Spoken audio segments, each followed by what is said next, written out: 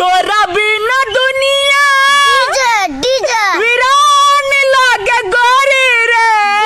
पूजा पूजा ने बोलना है, वह थोड़ी ने तोरा धोखा दिल को।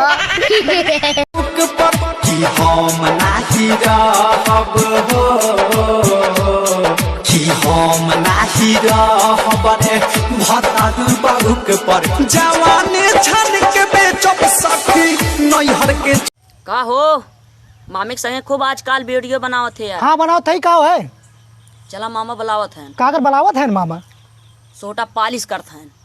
हम जाना था वह काव करत है, वो लाठी में तेल लगा के इंतजार करत है, जाए जाइए पेला जाए। हाय फ्रेंडा। ओ सॉरी फ्रेंड, मैं बाजार गई थी, चप्पल खरीद के लाई हूँ पूरे घर की, सबकी टूटने को थी, सबकी लेके आई हूँ। अब देखना मम्मी को बताऊंगी चप्पल। काहे रोवा तारा हो? अब हम घरे ना रहे। हाँ तो का करब? चलो भागी चलो गोरी